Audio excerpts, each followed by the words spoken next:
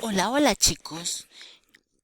Hoy les hablaré del teorema o ley del coseno, qué es, cuándo y cómo usarlo.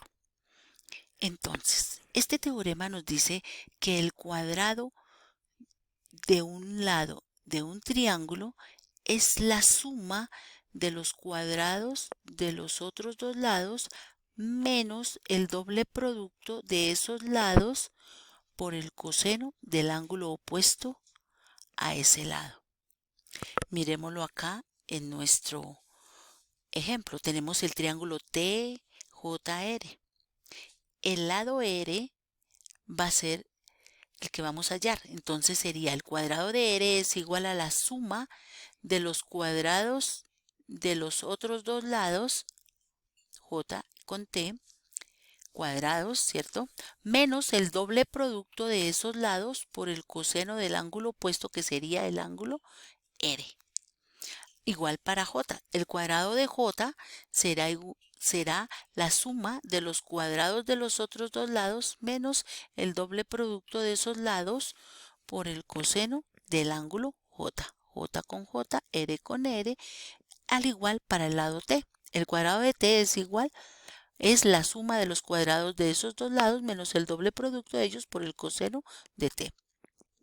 ¿Cuándo lo vamos a utilizar? Cuando nos dan en el triángulo dos lados, lado T, lado J, digamos, y el ángulo formado entre ellos. O el lado R, el lado J, y el ángulo sería el ángulo T. Otra forma es que nos den los tres lados, el valor de los tres lados, ¿sí? El valor de los tres lados.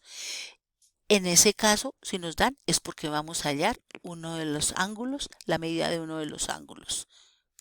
Veamos un ejemplo. Un topógrafo necesita saber la medida del ancho de un lago. Parado en el punto C de la orilla, localiza con sus instrumentos dos puntos, el punto A y el punto B, en los lados opuestos del mismo. Nos dicen, C está a 7 kilómetros de A. De C hasta A hay 7 kilómetros. Y a 9.5 kilómetros de B, o sea, desde C hasta B hay 9.5 kilómetros. Y el ángulo con vértice C mide 35 grados. Nos preguntan, ¿cuál es el ancho del lago? Y nos dan el segmento AB.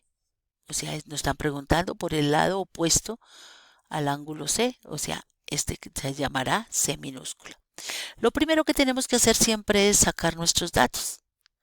Entonces nuestros datos nos dicen, sacamos B que vale 7 kilómetros, porque si este es el ángulo B, el lado opuesto es B minúscula.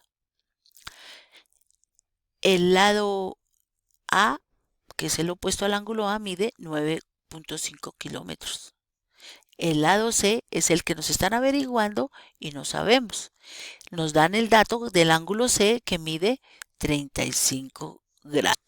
Como necesitamos la magnitud del lado C, aplicamos y nos dice que el cuadrado del lado C es la suma de los cuadrados de los otros dos lados, que en este caso se llaman A con B, menos el doble producto de esos lados por el coseno de C.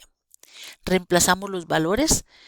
A, que vale 9.5, lo elevamos al cuadrado, 9.5 kilómetros al cuadrado, más B, que vale 7 kilómetros al cuadrado, menos 2, que va a multiplicar el valor de A, 9.5 kilómetros, B por B, que vale 7 kilómetros, y todo multiplicado por el coseno de 35 grados.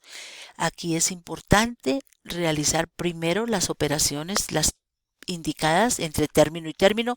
Término, aquí esta expresión tiene 1, 2 y 3 términos. Hasta acá hay un solo término.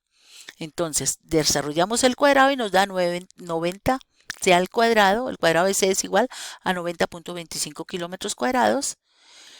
Las unidades también no se nos olvide elevarlas al cuadrado. El cuadrado de 7 kilómetros es 49 kilómetros cuadrados. Desarrollamos esta multiplicación 2 por 9.5 kilómetros por 7 kilómetros y nos da 133 kilómetros por kilómetros cuadrados. Con la calculadora en DEC sacamos el coseno de 35 grados y nos da, lo colocamos, desarrollamos luego esta multiplicación para que nos quede el valor de ese término y entonces nos queda, este lo traemos, 90.25 kilómetros más 49 kilómetros cuadrados, le quitamos 108.927 kilómetros cuadrados. Quiere decir que al realizar esta suma y al restarle esto, nos viene dando que el cuadrado de C es 30.